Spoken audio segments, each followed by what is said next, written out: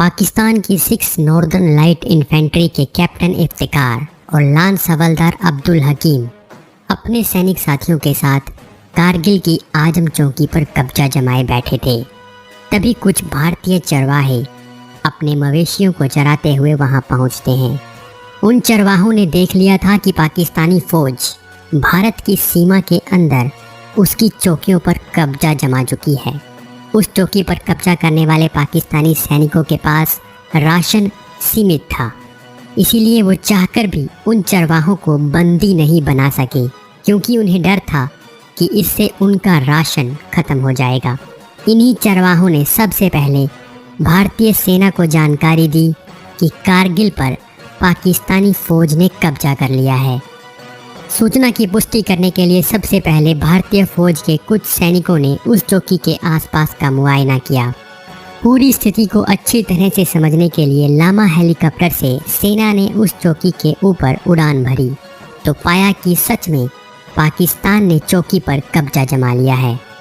ये पहला मौका था जब भारतीय सेना को पता चला कि पाकिस्तानी सेना ने कारगिल की चौकियों पर कब्जा कर लिया है। अगले दिन फिर से भारत के लामा हेलीकॉप्टर्स ने उड़ान भरी और दुश्मन के ठिकानों पर गोलियां बरसाई। पाकिस्तानी सेना ने भी अपने मुख्यालय से भारत के लामा हेलीकॉप्टर्स पर जवाबी हमले की अनुमति मांगी, लेकिन मुख्यालय से इसकी अनुमति नहीं दी गई, क्योंकि पाकिस्तान की सेना के उच्च अधिकारी भारत को एक बड़ा सरप्राइज देना चाहते थे।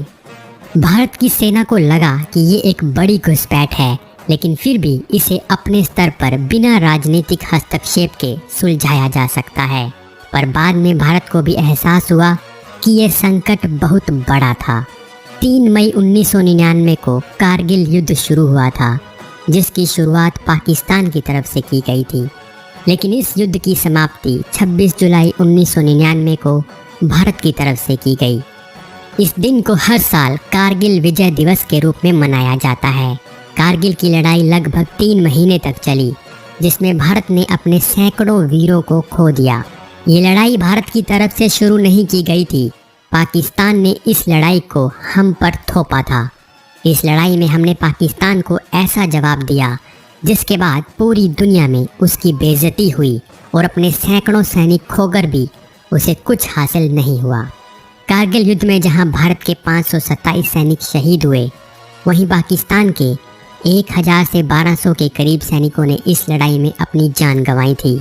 ये रिपोर्ट भारत के द्वारा पेश की गई थी, जिसे पाकिस्तान नहीं मानता। इस रिपोर्ट में ये भी कहा गया कि पाकिस्तान के 200 सैनिकों को तो भारत में ही दफनाना पड़ा था, क्योंकि पाकिस्तान ने उन्हें लेने से इनकार कर दिया था। इस लड़ाई में पाकिस्तान के ज़्यादा सैनिक मारे गए या नहीं, इस पर डिबेट हो सकती है, लेकिन इस युद्ध में भारत को अपने सैकड़ों वीर खोने पड़े थे। इस लड़ाई की शुरुआत तब हुई जब पाकिस्तान के सैनिकों और चरमपंथी ताकतों ने सर्दियां खत्म होने से पहले कारगिल की ऊंची पहाड़ियों पर घुसपैठ करके अपने ठिकाने स्थापित कर लिए।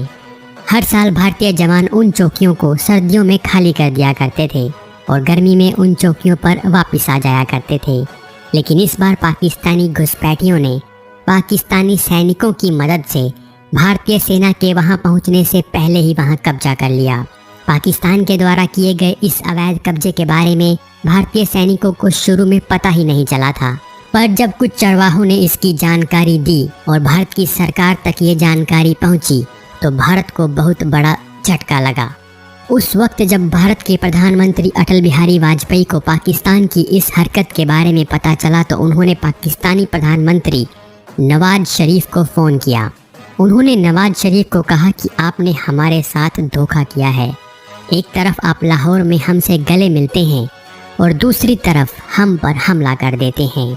इस पर नवाज शरीफ ने जवाब दिया कि उन्हें इस बारे में कोई जानकारी नहीं है। उन्होंने यहाँ तक कहा कि वो जनरल परवेज मुशर्रफ से इस बारे में जानकारी लेकर वापस बात करेंगे। कारगिल की इस लड़ाई में सबसे ज़्यादा चौंकाने वाली बात ये थी कि भारत की खुफिया एजेंसियों को पाकिस्तान की इस हरकत की बिल्कुल भी भनक नहीं लगी थी, पर इसका बड़ा कारण ये था कि पाकिस्तान ने भारत की उन चोटियों पर कब्जा करने के लिए एडिशनल फोर्स नहीं ली थी। पाकिस्तान ने सिर्फ 1 या 2 एडिशनल बटालियन की सहायता से ही उन चौकियों को अपने कब्जे में ले लिया था। क्योंकि बर्फ़ पिघलने तक भारत की तरफ से वहां सैनिकों की डिप्लॉयमेंट नहीं हुई थी। अगर पाकिस्तान वहां ज़्यादा फोर्स डिप्लॉय करता तो रॉ उनकी मूवमेंट को पकड़ पाता और इसी कारण भारत की खुफिया एजेंसियां कुछ हद तक फेल हो गई। आगे की लड़ाई और भी मुश्किल से भरी थी। 3 मई से लेकर जून के पहले हफ्ते तक भारतीय सेना को बहुत ज़्यादा मुश्किल हुई, पर धीरे धीरे भारत इस लड़ाई में अपनी पकड़ बनाने लगा। पाकिस्तान से अपने कब्जे के क्षेत्रों को आज़ाद करवाना बहुत ज़्यादा मुश्किल काम था, क्योंकि पाकिस्तान के सैनिक ऊंची पहाड़ियों पर बैठे हुए थे। भारतीय सेना नीचे से पाकिस्तानी सैनिकों पर जोरदार हमले कर रही थी, पर यह लड़ाई बहुत मुश्किल थी, क्योंकि कारगिल की ऊंची पहाड़ियों पर पाकिस्तान के एक सैनिक के बदले में भारत को अपने 27 सैनिक लगाने पड़े थे। अपनी आत्मकथा में जनरल मुशर्रफ ने भी कहा था कि उन पहाड़ियों पर ऊंचाई पर होने का पाकिस्तान को बहुत फ़ायदा मिला, क्योंकि पाकिस्तान के सिर्फ 8 से 10 सैनिकों के खिलाफ भारत को पूरी बटालियन लगानी पड़ रही थी। मुशर्रफ ने यह भी कहा कि उन्हें राजनीतिक समर्थन नहीं मिला, वरना युद्ध की कहानी कुछ और होती। भारत के संबंध में मुशर्रफ की बातों को ज़्यादा महत्व नहीं दिया जा सकता, फिर भी ये लड़ाई भारत के सैनिकों के लिए बहुत मुश्किल थी। भारत के बहुत ज़्यादा जवान इस लड़ाई में मारे गए और घायल भी हुए। कारगिल की इस जंग का टीवी पर सीधा प्रसारण किया गया। What you heard right behind you was the sound of Bofors guns directly targeting the top of Tiger Hills, the prelude to the final assault. जिससे भारत के सैनिकों को भारत की आम जनता का खूब समर्थन मिला और उनके हौसले बुलंद हो गए। साथ ही पूरी दुनिया ने देखा कि किस तरह पाकिस्तान ने पहल की थी और भारतीय क्षेत्र पर कब्जा कर लिया था। पाकिस्तान के इस कब्जे का मकसद NH-1D को पूरी तरह से काटना था, ताकि सियाचिन को भारत से अलग किया जा सके। जनरल परवेज मुशर्रफ को हमेशा ये बात खलती रहती थी कि भारत ने 1984 में सियाचिन पर कब्जा कर लिया था। परवेज मुशर्रफ ने कई बार सियाचिन से भारत को हटाने की कोशिश की थी, लेकिन वो इसमें सफल नहीं हो पाए थे। मुशर्रफ का सियाचिन को पाने का मकसद इस बार भी पूरा नहीं हुआ और भारत ने इस लड़ाई में बढ़त हासिल कर ली। पर पाकिस्तानी आर्मी के ऊंची चोटियों पर बैठे होने की वजह से भारत के बहुत से सैनिक लगातार मारे जा रहे थे। इसीलिए 25 मई को भारत सरकार ने फैसला लिया कि पाकिस्तान समर्थित घुसपैठियों पर भारत सरकार एयरफोर्स का इस्तेमाल करेगी। 27 मई से भारत ने घुसपैठियों को खदेड़ने के लिए MiG-27 और MiG-29 को मैदान में उतार दिया। भारत की वायुसेना ने पाकिस्तान की सीमा के अंदर घुसकर भी हमले किए, जिसमें भारत के 2 लड़ाकू विमानों को भी पाकिस्तान ने मार गिराया। 9 जून तक भारत ने बाल्टिक की 2 चौकियों पर भी तिरंगा लहरा दिया था। पाकिस्तान इस कब्जे को कुछ आतंकवादी संगठनों का काम बता रहा था, लेकिन जब 11 जून को भारत ने जनरल परवेज मुशर्रफ और जनरल अजीज खान के बीच बातचीत की ऑडियो रिकॉर्डिंग पूरी दुनिया के सामने रखी, तो सबको पता चल गया कि इसमें पाकिस्तानी सेना का हाथ है। 13 जून तक भारत ने द्रास सेक्टर में टोलिंग पोस्ट से भी पाकिस्तानी सैनिकों को खदेड़ दिया। इसके बाद 15 जून को अमेरिका ने युद्ध में हस्तक्षेप कर पाकिस्तान को अपनी सेना हटाने को कहा, पर पाकिस्तान ने अमेरिका की भी नहीं सुनी। 29 जून आते आते भारत ने टाइगर हिल की 2 पोस्ट पर तिरंगा लहरा दिया। इन पोस्ट का नाम 5060 और 5100 था। रणनीतिक तौर पर ये दोनों पोस्ट भारत के लिए बहुत महत्वपूर्ण थी। जब भारत ने पाकिस्तान को बुरी तरह से सबक सिखाना शुरू किया, तो युद्ध विराम की गुहार लेकर पाकिस्तानी प्रधानमंत्री नवाज शरीफ अमेरिका की शरण में पहुंच गए।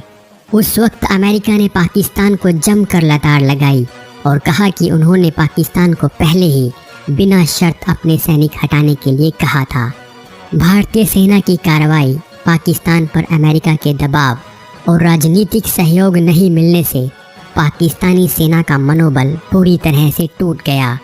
2 जुलाई के दिन भारत ने कारगिल को 3 तरफ से घेर लिया। इस दिन घमासान युद्ध हुआ। पाकिस्तान और भारत की तरफ से बहुत से सैनिक शहीद हुए और आखिरकार टाइगर हिल पर भारत ने तिरंगा लहराकर सभी पोस्ट अपने कब्जे में ले ली। 26 जुलाई को कारगिल युद्ध समाप्त हो गया। इसके बाद से हर साल इस दिन को कारगिल विजय दिवस के रूप में मनाया जाता है। इस युद्ध में सैकड़ों वीरों ने अपनी जान देकर भारत की जमीन को फिर से हासिल कर लिया। इस युद्ध का जब विश्लेषण किया गया तो कारगिल रिव्यू कमेटी की तरफ से भारत की सेना को CDS यानी चीफ ऑफ डिफेंस स्टाफ की नियुक्ति का सुझाव दिया गया। हाल ही में लंबे समय से चली आ रही CDS की मांग को पूरा किया गया है। जनरल बिपिन रावत भारत के पहले CDS बने। भारत से इतने युद्धों में हारने के बावजूद भी पाकिस्तान अपनी हरकतों से बाज नहीं आता। कारगिल युद्ध की ये पूरी कहानी आपको कैसी लगी, आप हमें कमेंट करके ज़रूर बताइए। और साथ ही इसी तरह के वीडियोस देखने के लिए आप हमारे चैनल पंचांग को सब्सक्राइब ना भूलिएगा। धन्यवाद।